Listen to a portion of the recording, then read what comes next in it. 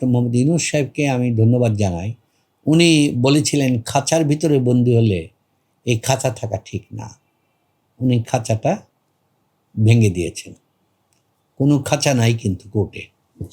গতকালকে আমি metropolitan session যে গেলাম, গিয়ে আমি উদ্ভূত হলাম, দেখলাম ব্রিটেন আমেরিকার মতো খাঁচা তো নাই, এটাকে ডেকোরেশন করে সোফা এবং চেয়ার দেওয়া হয়েছে আসামিদের বসার জন্য। তাইলে এই যে উনি যে কথাটা কোর্টে দাঁড়িয়ে আপনাদেরকে বলেছিলেন যে আমি অ্যাবলিশ করব, তো এটার প্রমাণ চিফ মেট্রোপলিটন ম্যাজিস্ট্রেট না বিভাগীয় আপনার মেট্রোপলিটন সেশন জাজ, সেই কোর্টে গিয়ে দেখি এই অবস্থা। সুন্দরভাবে সমস্ত কিছু করছে, যে সেখানে খাঁচা তো আগে ভাঙছে, এখন ডেকোরেটেড করে সোফা দিয়ে দিয়েছে, দে আর সিটিং দেয়ার। তাহলে দেখা যাচ্ছে যে আমূল পরিবর্তন করার তো একটা প্রক্রিয়া তো আছে, সিগন্যাল আছে।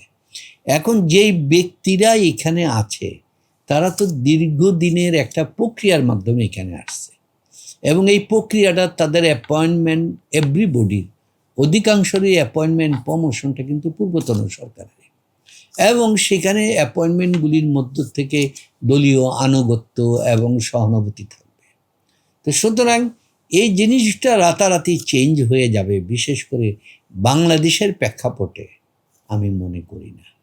আর পরবর্তী নির্বাচিত যে সরকার, যখন সবাই বলতেছে নির্বাচন দাও, উনিও যখন বলছে নির্বাচন, পরবর্তী নির্বাচন সরকার এর আচরণ কীরকম হবে তার উপরেই নির্ভর করবে এই বিচার ব্যবস্থার পদ্ধতি যেটা সূচনা হয়েছে, এই পরিবর্তনটা কতটুকু ফাইনালিটিতে গিয়ে দাঁড়াবে। না, ডক্টর মোহাম্মদ ইউনূস সাহেব তো আপনার ক্ষমতা নিতে চায় নাই। 2008 সালেও ওনাকে বহুভাবে রিকোয়েস্ট করা হয়েছে 2 বছরের জন্য গ্যারান্টি দিয়ে, তখন উনি দায়িত্ব নেন না। এবার যেহেতু উনি বিশেষভাবে সরাসরি নিজেই এফেক্টেড হয়েছে, তখন উনি বিচার ব্যবস্থার এই দৈন্যতার সম্পর্কে হয়তো ওনার ধারণা ছিল না। যখন উনি নিজে আসামিভুক্ত হলেন, নিজেকে মিথ্যা মামলায় জড়িত করা হলো, তাকে হয়রানি করা হলো, লিফট বন্ধ করে দেওয়া হলো, সময় দেওয়া হলো না, এর মাধ্যমে তো তিনি দেখতে পেলেন। দেখার পরে স্বাভাবিক একটা মানুষের মধ্যে তো তখন আসে, আপনারা সাংবাদিকরাই বললেন আপনি এইগুলি পরিবর্তন করার জন্য কি পদক্ষেপ নেবেন, আপনারাই বলছেন। তো এইগুলিকে চিন্তা করে পরবর্তীতে উনি তো ছিলেন ফ্রান্সে, 28 তারিখ পর্যন্ত ওনার প্রোগ্রাম চলার কথা, উনি উদ্বোধন করবেন অলিম্পিক সমস্ত কিছুতে। এর মধ্যে ছাত্ররা, গভর্নমেন্ট তো 5 তারিখ সরকার গঠনই করে ফেলেছে আপনার আর্মি প্রধান সহ, যেটা আমরা টিভির পত্রিকায় দেখলাম। ইউনূস সাহেবের নামও সেখানে ছিল না।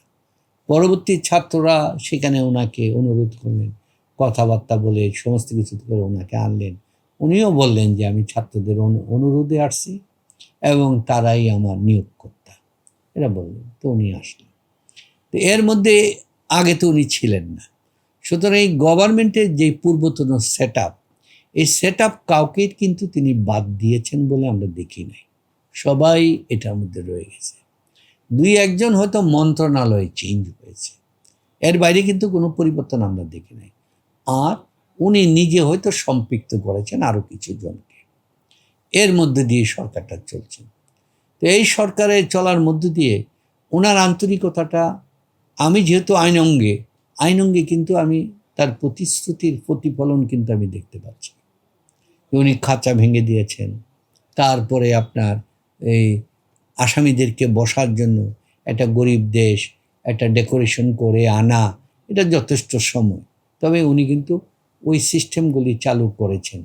এর মধ্য থেকে আমি মনে করি ওনার সদিচ্ছা আছে, কিন্তু প্রশ্ন হচ্ছে একজন ব্যক্তির সদিচ্ছা সামষ্টিক সদিচ্ছার সাথে কতটুকু এগোবে, কতটুকু ধারণ করবে, সেটি হচ্ছে প্রশ্ন।